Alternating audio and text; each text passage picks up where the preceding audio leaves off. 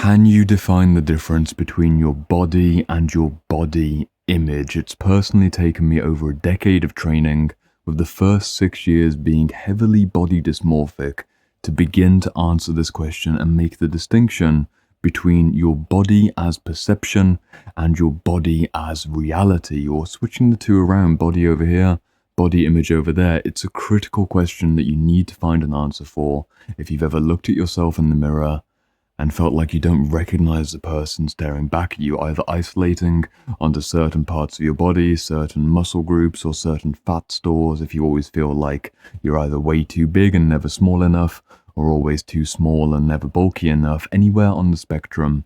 If you're struggling with image identity issues or any negative self-talk around your own self-perception, then I hope that this video is going to be useful for you. I have got a variety of psychological material to bring through in reading, and we're going to be framing this question around gym trauma and fitness psychology at the interior self-traumatic reality twisting level through the following question, which I'm just going to bring up on my phone and put below me through the power of editing magic. Stephen asked me, "Hi Jordan, thanks for the video," referring to a previous video on gym trauma. "I suffer a lot from negative self-talk, particularly negative self-image and body dysmorphia issues. I have neurotic behavior where I constantly check myself in the mirror. No matter how much I go to the gym and bulk up, I always feel like I'm scrawny. I can reframe things all I want, but the bottom line is my body feels a certain way when I look in the mirror or pictures of myself. It's really badly affecting my life, I won't lie. It's hell, mate. Any resources or pointers to perhaps help in some way? Thanks a lot." This is something, as I mentioned in the introduction to the video, that I struggled with when I first got into bodybuilding and fitness at age 16 until the age of 22, when I finally healed the root cause of my own body dysmorphic identity, which is finding an answer to this question of body as self or body as image, because they're not the same thing. The body image is something which we typically chase when we first get into fitness, and this is healthy, this is aspirational, sometimes it can be twisted, but let's paint out the picture of the healthy body image goals. This is a teenage boy or a teenage girl, or maybe someone in their early 20s, or even someone who's going a midlife transition, who sees a version of the body that they could possess, that they could have, that they could see in the mirror, and they find inspiration. I know what this felt like when I first got into fitness. I had to shed away my teenage chubbiness, and I did an aggressive diet and dropped it all away, and I was a scrawny 137-pound teenage boy at 6 foot tall, 137 pounds, when I first started going to the gym. My first day in the gym to go on those machines and probably press about 30 kilograms on a chest press. I was a rail when I started because I stripped off the fat, and I was looking at images on the internet of probably decently well-built men between 5'8" and 6'1" who were kind of lean but also muscular, and I saw that as something that I could aspire towards. The body image was reflected and being built and being stabilized. My internal body image, my future body image, most importantly of all, was being influenced by the images that I saw out there in the world, and this was aspirational and the very classic beginning of most bodybuilding or fitness journeys. It's okay, it's normal, it's healthy, and I'd argue it's great for someone's self-esteem to be able to see that they can change their body through effort and devotion and discipline and consistency. And if you can fall in love with your body image, and your body image becomes your body as self, and you close the gap between the two of them, and you choose appropriately, you don't over-fixate on steroid bodies or artificially enhanced bodies with surgeries and cosmetic procedures, you can have a really healthy identity and image wedded together. But this is almost never the case. Unfortunately, what happens is that we tend to be fed with images of unattainable bodies, and especially if you're a man looking at the male bodybuilding space, there's a lot of very sneaky steroid usage being done. Any kind of Hollywood actor, the natural transformations, there's lots of small deltoid popping situations, or traps blowing up, or forearms out of proportion, or, there's so many things. I'm not going to make this a talk about steroids, trying to keep it to this body image issue. The same for women. You can see artificially enhanced bodies, or face changing filters, or body changing filters. There's so much going on the internet. You're creating an image and you're internalizing that image as a future body as self. If it gets complex, please bear with me. The body image, when internalized, becomes an image that you idolize and the promise of the body as self that you will become at the experiential level. You will subjectively become that which you work towards, and if you've chosen incorrectly, well, you've already set yourself up towards a very negative and ultimately unattainable goal. If you're the kind of man who's always looking in the mirror and you've already reached a degree of physical athleticism, let's say you're like myself, and my personal journey, just to make it really raw and relatable, is that I started age 16, 137 pounds and 6 foot tall. I have bulked up consistently over a decade of training, on average 3 or 4 times per week, with a mixture of weights, calisthenics. I did a period of martial arts training. I've done periods with more primal movements and yoga. I've done a wide variety of training. Primarily now it's calisthenics with mixtures of strongman movement. And I'm comfortably at 200 pounds, having bulked up that 60 pounds, 63 pounds of muscle and fat over the course of over a decade. If I were to look in the mirror and see myself as a scrawny teenage boy, I've clearly got an issue, because it's not my body as self I'm seeing. I'm seeing a body image which is disconnected from objective reality. And it's obvious from my point of view that that would clearly be delusional thinking.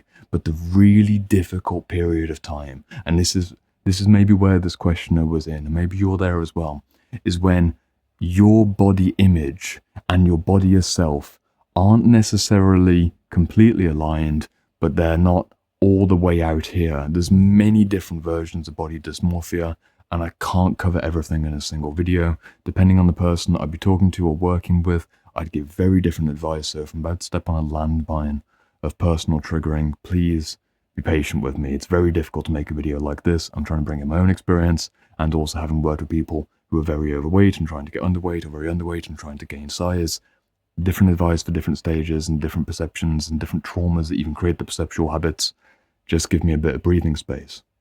The way to work with the body as self disconnect, and if it's overlaid onto the body image, is that you separate out the emotional charge. Crucial sentence.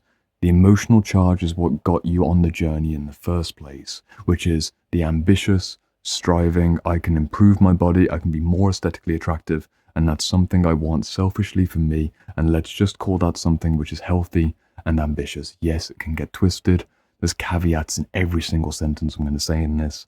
It's very difficult to talk about this because, oh, what about this unhealthy body standard? Yeah, I get it. Let's just imagine the pure example. The body image is charged with positive potential, but at a certain point in time, if the body image either comes here or you always push it away as you're gaining the kilograms, let's say you're gaining the kilograms and gaining the pounds. Let's imagine this was me at 6 foot, 200 pounds. I'm gaining the kilograms, gaining the pounds, and just as I'm about to get there, I then shift the metric to 220 pounds. There could be a healthy version of that story where I'm now updating my body image and my body as self is something which I enjoy, but I'm going along the path towards something extra. That's very rare. Unfortunately, it's very rare, and what often tends to trip people up is that they never truly land into their body as self. They don't experience their flesh as something which is living. They don't experience their identity as a bodily identity. There's a wide variety of literature I could recommend, like Aligned, Relaxed and Resilient by Will Johnson. We've got this wonderful book on the body as shadow with Young and Reich, and we also have, of course, Live Streams by David Boadella. These are 3 books that you can read in your own time. Please go back and screenshot them. The fundamental ideas within these 3 books are that the body is not a single thing. The body is simultaneously and yet not your identity. You have a body and you are the body. Of course, your identity is also your memories and your consciousness and other things other than your body, but it's everything and neither. It's a complete paradox, which is why it makes it so difficult to make a video like this, trying to be beginner friendly and YouTube friendly, but also trying to bring in some genuine psychological complexity. You need to embrace the paradox of having a body and being a body, but also not being the body, and especially not being the body image. I'll pause it. I'll take it back.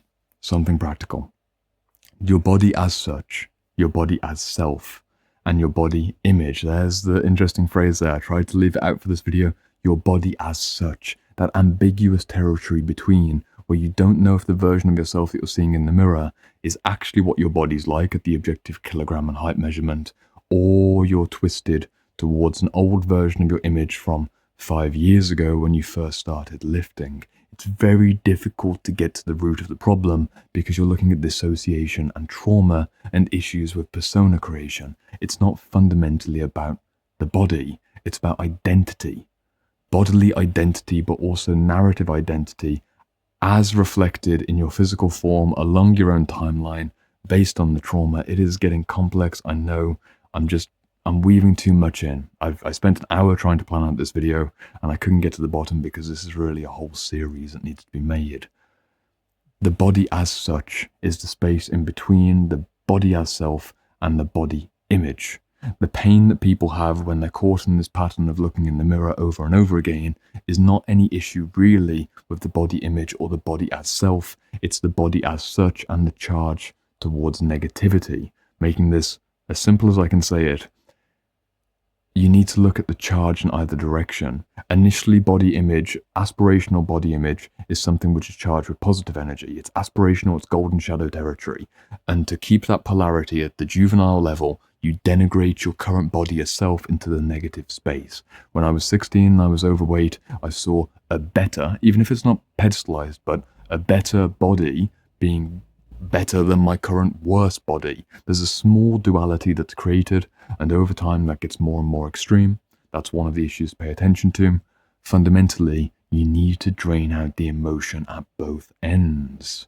Negative self-talk is the second half of today's question, and if you've never done any work around moving from negative self-talk to positive self-talk, I fundamentally invite you to go into the middle space between, which is about neutralizing your self-talk, to do practical journaling exercises, or at the very least just consider right now, how do you take negative statements and put them into neutral statements, rather than I'm a piece of X, Y, and Z because I weigh this much or don't weigh this much, therefore it means this and this and this, to get to the detached middle point where you can objectively say, I am this tall, I weigh this much. And this is where it gets so tricky for this video. I'm really stumbling through it because someone who's got an issue with dissociation might heal part of their relationship with body dysmorphia by getting on the scales a few times a week and tracking their weight over time, tracking their lifts in the gym, measuring certain parts of their body, maybe their chest, maybe their arms, maybe their hips, because then they get a detached, objective measurement of their body. But then the overlay of body image and body narratives gets attached to that overlay, and there's so many complexities and so many cultural landmines that I really do not want to step on in a video like this. And yet if I was working with someone who was dissociative, I would try and create an objective, detached, baseline measurement of this is how your body's changing over time.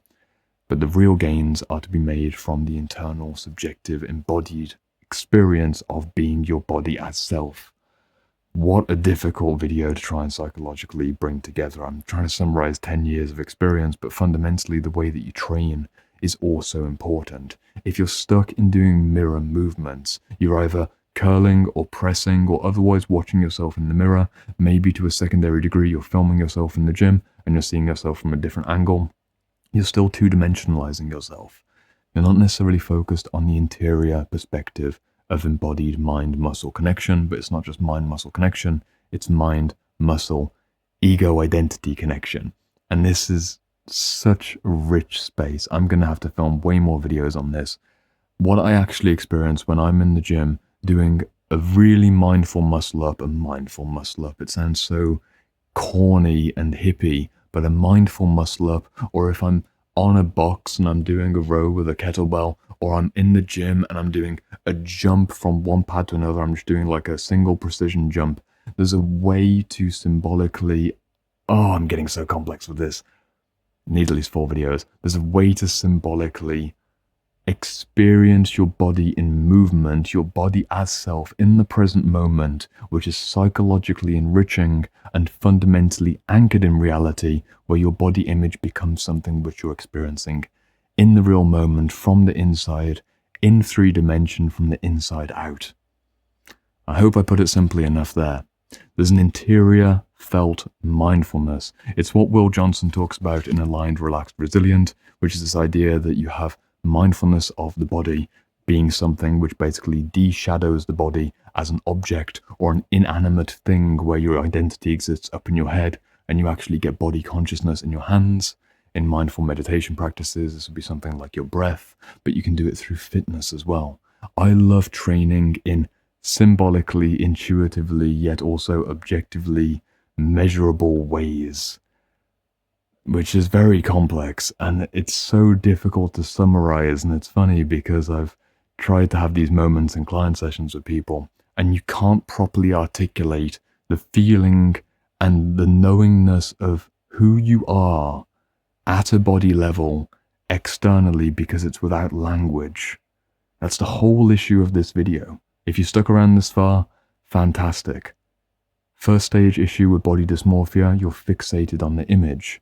Once you've broken down the image, you start to focus on the language, the narrative elements of body identity, and you start to look at things like affirmations, and this is where self-talk comes in. People shift from negative to neutral to positive, and you can see someone healing their body dysmorphic issues as they go from focused on the image to then focused on their inner talk. But usually people will repress their image and they'll repress objective reality to such a degree that actually they become even more dissociative, which is an issue with if you ever see someone who's significantly overweight or significantly underweight and they're clearly unhealthy, but they're in the self-talk, the positive self-talk, the pseudo-positive self-talk of I am healthy, I am well, and I love my body. It usually falls apart within a few months or a few years because it's not anchored in objective reality.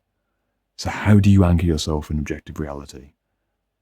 No perception, not going outwards, no language, there's no story.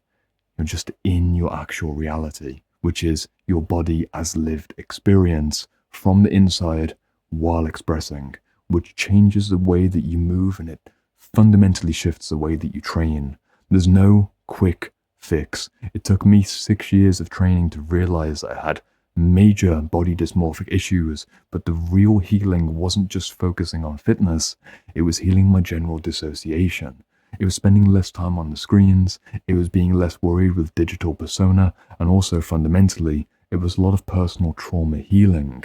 And if you're a man and you've not healed something like going onto adult websites and spending too much time looking at people bumping their bodies together, and it's a woman issue as well, but men in particular, if you've trained that habit of objectifying women in your mind through that kind of like perceptive eyes here, minimal stimulus in your body, and you've enforced that for 10 or 20 years at an unconscious level, when you really look into it, you'll have a version of that you're doing with yourself. It's mind-blowing when you go into it, but you'll be looking at yourself in the mirror, not in a self-centralizing way, but you'll be using that same flattening perception to reduce your own identity into something which is just a two-dimensional image of yourself. Even if you're moving around and you're flexing in different positions, you've trained a disembodied response in the same way that you trained it through hyperstimulation between your legs, but not actually connecting with a real human being.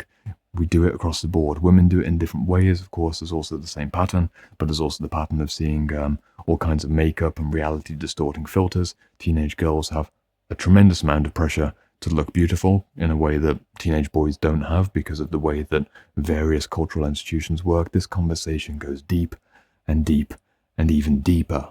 It's not just about body image and body as identity. It's about wider issues around dissociation, wider issues around screen usage, and wider issues around unresolved trauma, where the body is something which is unsafe and fundamentally alien. This is deep territory now. We're in more intermediate conversation. If you have unresolved issues from your past and your body is a place which doesn't feel safe, you will fixate and then lock into an identity which is based on image rather than reality. You'll be so fixated on body image because the body image is something which you're pedestalizing. It's the way of saving yourself from the bad thing, which is you, because of the bad experience, and you're confusing all of them together, the bad experience, the bad emotions, the difficult parents, whatever it might have been, the abuse, the horror. You've mingled that all together, and you're escaping that with the body image as ideal, salvational fantasy. And because, of course, it's fundamentally an illusion, because it's a perceptual illusion, it's an imaginary exercise, you're going to be still in that traumatized bodily reality. And no matter how much the mirror image may change, you're still going to feel disconnected from it. It's going to haunt you because you haven't done the primary trauma work. I know this firsthand. This is my story as well. You need to also then read books like Projection and Recollection by Marie-Louise von Franz, a Jungian take on projection dynamics. And you could also read a 200-page book on the nature of I and self by John Furman. These two books together. This is a 200-page book about the difference between I and self and the various layers of ego creation, persona formation, higher self, lower self, the unconscious dynamics. You might think, well, why do I need to do all this if I'm just trying to heal my body dysmorphia? Can't I just give positive self-talk and learn to love my body exactly as it is? Yes, if it was just about narrative, but it's not just about narrative. It's about deeper issues of identity. A wide-ranging conversation. There's definitely more conversation to be had down in the comments section. Is there any practical guidance I can give someone who's joined me on this roller coaster of ups and downs and doors half opened and corridors ran all the way down? I don't know. I honestly don't know. This was a journey that took me years to unravel. And fundamentally, I'll turn once back towards this question about it being really stressful. Any resources or pointers to help in some way when you're going to the gym. For some people, checking themselves more in the mirror, stop looking at yourself in the mirror, stop weighing yourself so much. For other people, they need more time in the mirror. They need deep time inside the mirror. Tell you what, I'm going to do this. For some people, this is what I've recommended inside my course, the Shadow Work Library. You need to do mirror work when you actually spend time looking at yourself in the mirror and not just looking at yourself in like an objective way where you're kind of assessing and go, my face doesn't look very good and my nose is a bit big and my eyebrows are like that, and you're picking yourself apart. That's not what I suggest you do. I suggest you spend time meditating with your identity and you spend enough time looking into your own, I was going to swear, your own bloody soul, so that you don't fall victim to false narratives. You see the presence that you are, and you need to spend enough time properly looking into a mirror to actually see what you are. Actually see what you are. It's weird. It's out there. I personally spent months doing daily mirror meditations, and sometimes if you want to do a full body mirror meditation and you see yourself there and you play with your embodiment, not playing with your embodiment, maybe you do want to play with your embodiment, that's a very particular way of doing it, but you play with being in space, being in three-dimensional reality, and you shift your training and you move towards movements which are full stack, full embodiment, not just mirror muscles. There's so many layers to the conversation. Grab yourself a mirror, look at yourself deep inside, and also read all of these books, and maybe you'll get somewhere towards an actual outcome. I can't give you a full answer. Depends on you personally. I'm sure that I've tripped over many tripwires in regards to sensitive topics in this conversation. I wish I was having a conversation with you one-to-one so I could actually calibrate towards your particular circumstance and give you actual advice. But such is the trouble of YouTube. Nonetheless, I'll embrace the paradox and see you over in the next YouTube video, where I'm going to try and stumble through some complex topics in the most accessible way possible. And I'll see you over there.